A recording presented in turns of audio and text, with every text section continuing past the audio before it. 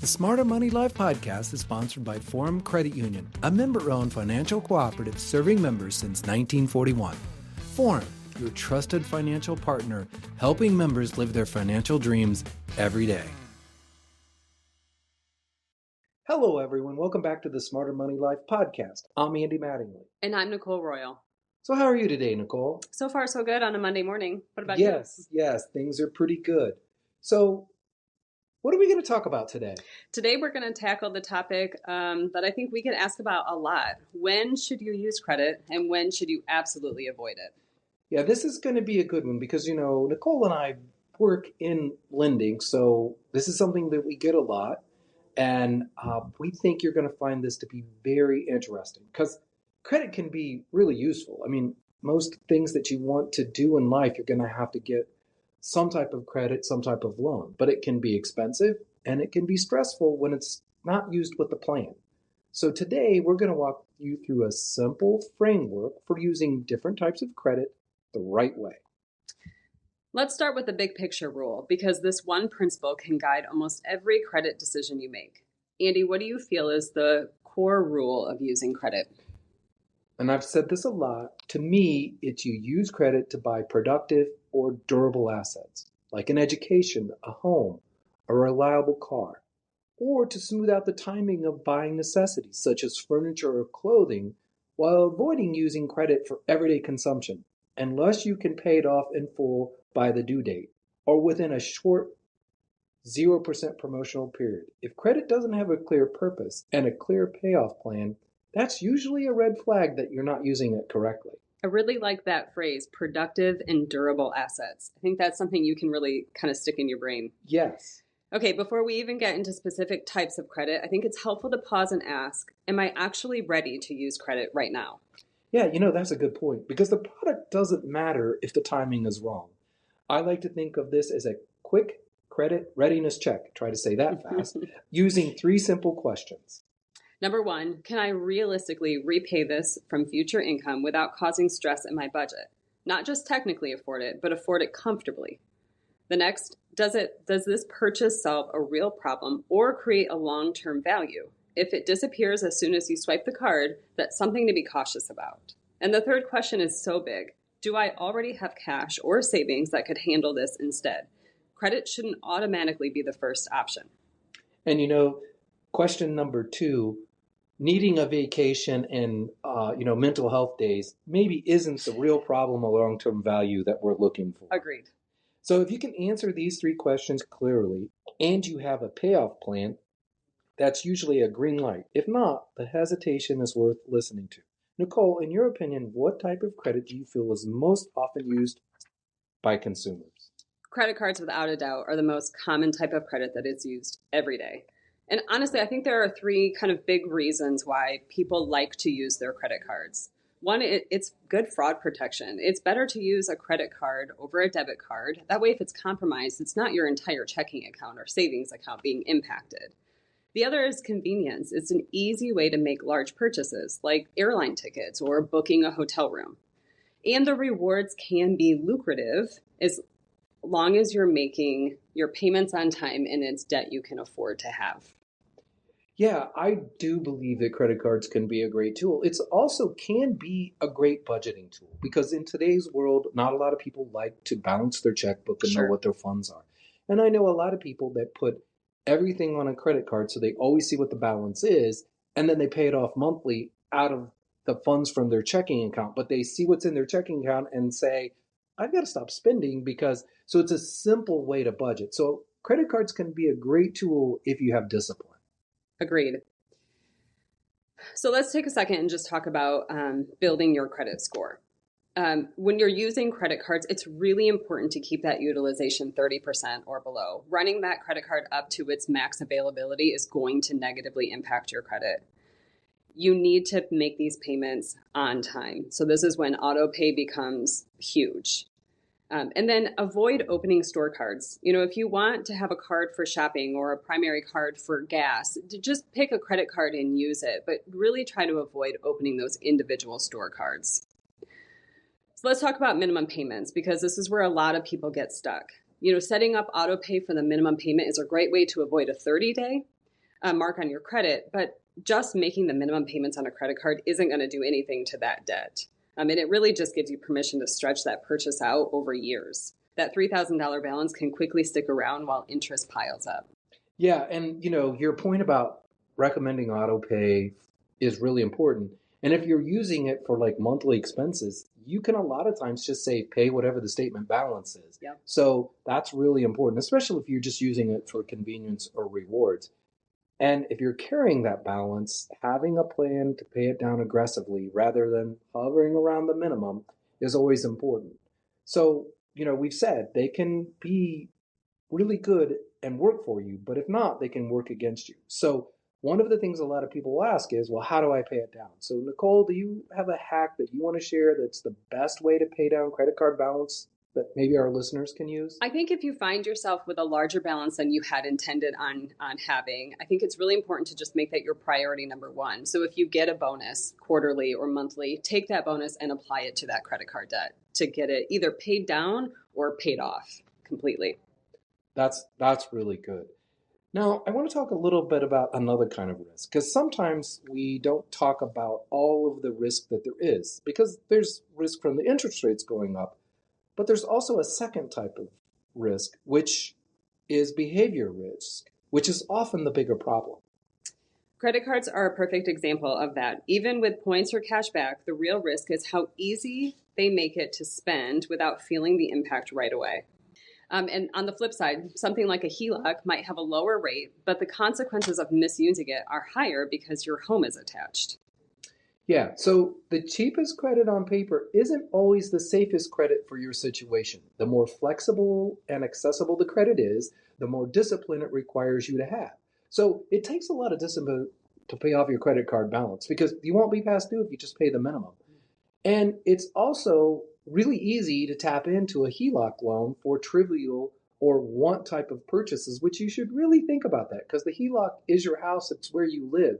And so you don't want to just start making all these different types of transfers for anything. Oh, I need new furniture. Oh, I need new tires. Those are different things of maybe not the best way to use credit. Let's explain to our listeners who aren't familiar kind of how a HELOC works. So a HELOC is just using the equity in your home, often up to 95% loan to value. With a HELOC, there's a draw period allowing for interest-only payments for a time, followed by a payback period where there are fixed principal and interest payments. So I think it's really important to highlight what Nicole just said there. You're using your home as collateral, so you put a very important asset at risk. Rates are variable, so they can go up.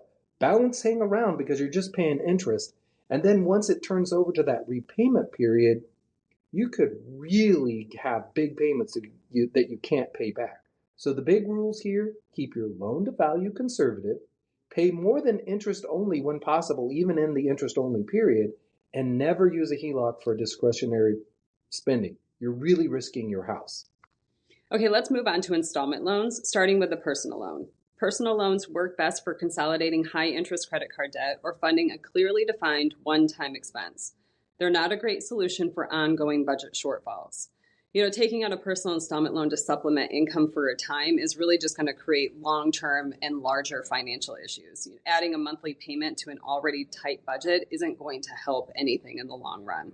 Right. And so when we're looking to get that best personal loan, be sure you compare the rate or the annual percentage rate and the total interest cost because you want to watch for origination fees.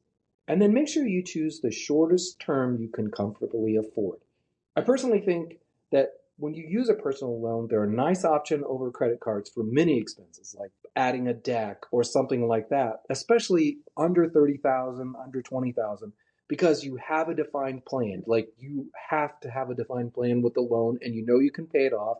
And then you can look into your budget and say, well, can I do this or not? So I really like that. Next, let's turn to auto loans. Auto loans make the most sense when you're buying a reliable car you plan to keep for most or all of the loan term.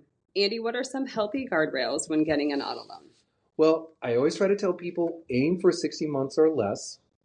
72 months only if the rate is really low and the vehicle is durable and you're a person who's going to keep it. The other thing I like to say is make sure you get 10 or 20% down, which can be from the car that you're trading in. because we don't like to see you rolling negative equity from one car into another car. Make sure you get pre-approved, and then skip some of the higher markup dealer add-ons if you really don't need them. And then you really need to make sure you negotiate all aspects of the deal, not just the purchase price. I remember in my first car that I bought when I graduated from college, I did 60 months, I had a college, but the car I bought fit what my income was going to be, and I only took, like, at that time, like a little bit extended warranty because I knew I was going to hold on to that car for a long time. Do you remember your first car loan? Yes, the one and only car loan I've ever had, the luxury of being married to a mechanic. But shortly after we got married, we financed a Jeep Wrangler for 60 months, ended up keeping it the entire time. And similar, we passed on a warranty because Dave can fix it. Yes, that's so important. And my first car was an Oldsmobile Cutlass Supreme, and I drove it to over 180,000 miles and for a long time. So I was well past the warranty. But if you don't have a spouse that's good with it, then you just have to find a good local mechanic that solves all of your problems. That's a good point. Let's talk about timing mistakes, because even responsible credit can become a problem at the wrong moment. One common mistake I see is taking on new debt right before a major life change, like switching jobs, going back to school, recently having a baby, and taking some parental leave. Yeah, and another is using longer term loans just to make the monthly payment feel easier without fixing the underlying budget issue. Or you stack multiple credit products at the same time, credit cards, a personal loan, maybe a store card, and you're not really sure how you're going to pay all of this off. Credit really works best when your income and expenses are stable. If everything is in flux, that's a good time to slow down. Now let's move on to probably the biggest loan that you will have personally, a mortgage loan. That's the kind of form of credit people take on, and it can be a powerful tool when it fits your life and your timeline. There are pros and cons to both fixed and variable rate mortgage programs, so make sure you understand all the differences. Remember, mortgage makes sense when you plan to stay in the home long enough to recover closing costs, which are going to be about 3 to 5% of the purchase price. As for down payments, you don't need to have 20%. There are great programs for first-time homebuyers. If you want to know if you can afford a home, use this general rule of thumb. Keep your principal and interest payment under about 28% of gross income and total debt under 43%. Andy, what was one misconception people have about getting a mortgage that you could dispel?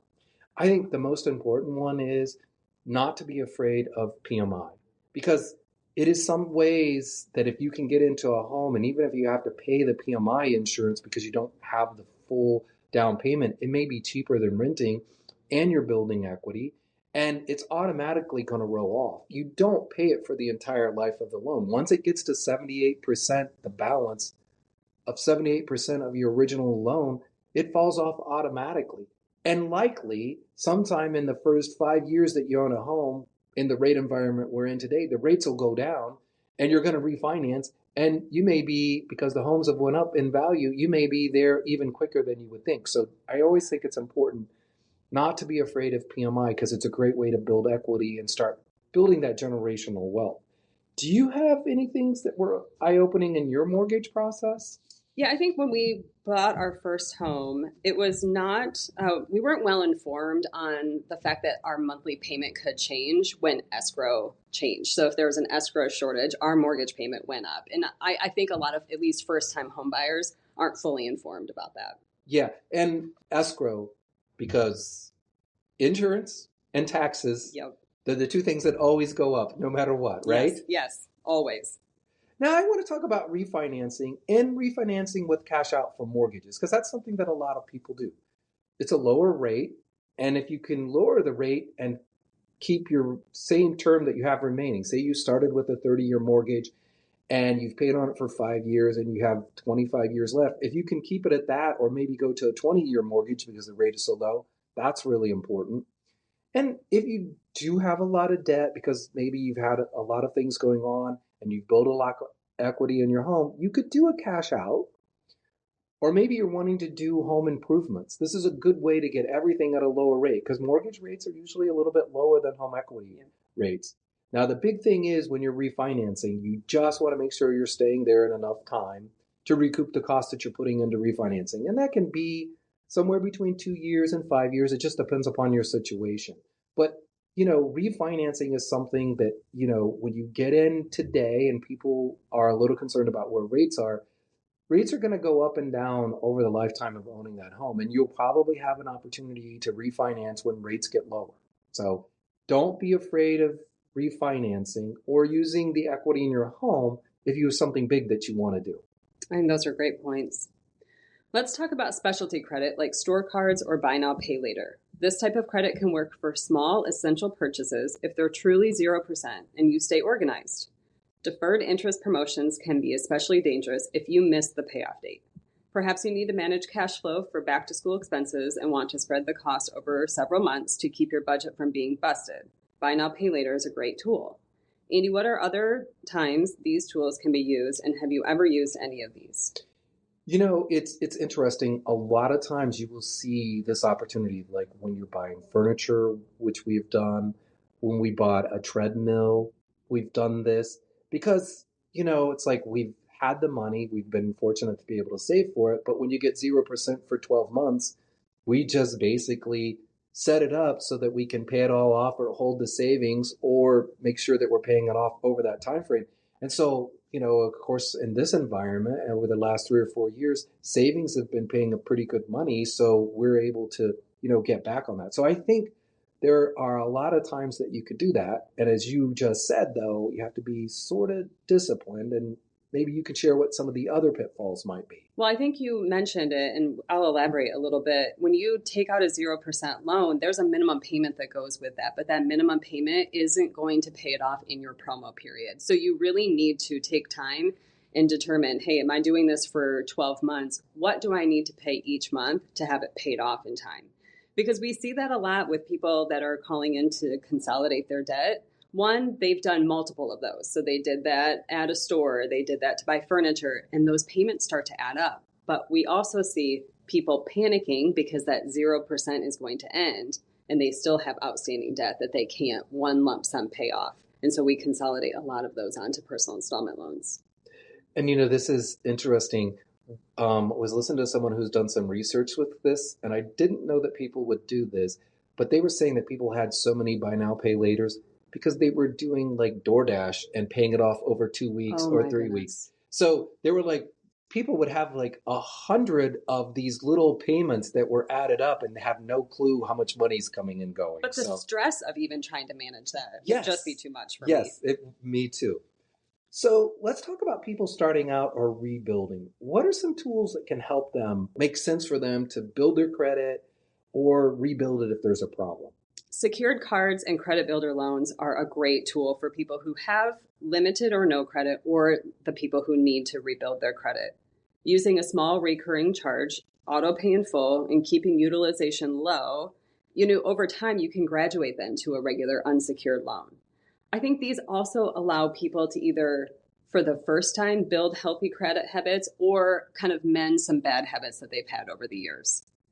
Yeah, I think that's really important about what you just said there. Building good habits or change some bad habits. Yep. We also need to talk about what to avoid. What are some of the credit types to avoid, if at all possible? Well, payday loans, because there's such a high interest rate. Auto title loans, because you're doing that because you can't get an unsecured loan, or pawn loans, because all of these come with usually high effective rates, and there's the rollover risk because you keep rolling it over. And they just put you in a cycle of spending sometimes double or triple on the expenses that they are financing for. So safer alternatives include small dollar loans, payment plans with providers, or hardship programs. So it's always important that you ask what's available. We also want to acknowledge that emergencies happen, and sometimes credit feels like the only option. In those moments, the goal is choosing the least harmful solution, not the fastest one. And that might mean asking about payment plans, small dollar loans, or employer assisted before turning to high cost options. And once the emergency passes, rebuilding your emergency fund becomes the top priority, so you don't have to rely on credit again. Now, this leads us to some important points about credit. No matter what type of credit you've been using, having good financial habits are important. Nicole, what are the habits that make the biggest difference? auto pay for all of your payments, keep credit card balances low, rate shop loans within a short window, maintain an emergency fund, and always have a written payoff plan. Don't overextend on special offers. So it's important to remember, credit doesn't fix money problems, and I think some people think it does. But used intentionally, it can buy you time, flexibility, and opportunity. And unfortunately, when used carelessly, it can quietly take all three away. Thanks for joining us today. If you want more tips or resources, visit forumcu.com. And don't forget to tune in next time for more ways to make your money work smarter for you.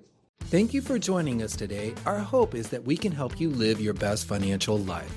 For more insights, be sure to subscribe to the Smarter Money Life YouTube channel and also catch the Smarter Money Minute segment every Thursday on Fox 59's Indie Now Lifestyle Show. Remember, reaching your financial dreams is a journey, and every step you take brings you closer to making your dreams a reality.